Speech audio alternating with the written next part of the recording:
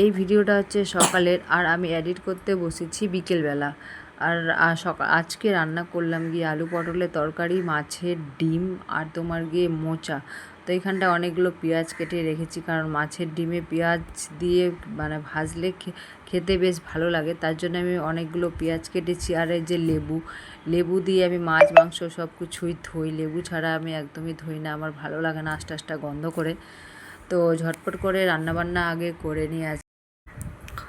আর এই যে আমার মেয়ে, মানে এত কাশিটাই কিছুতেই কমছে না। সকালবেলা আবার আজকে নিয়ে গেছিলাম ডাক্তারের কাছে তাকে, তো কাশিটা কিছুতেই কমছে না, জানি না কেন কাশিটা কমছে না। জ্বর কমে গিয়েছে কিন্তু কাশি সর্দি কিছুতেই কমছে না। তো আজকেও নিয়ে গেছিলাম সকালবেলা রান্নাবান্না করে, তার মানে ডাক্তার তো বসে তোমার 11টার সময়, আর আমার রান্নাবান্না থাকে সকাল সকাল। তো রান্নাবান্না সেরে নিয়ে যখন আমার বর অফিসে যাচ্ছিলো, তার সাথেই আমি চলে গিয়েছিলাম মানে ডাক্তারের কাছে।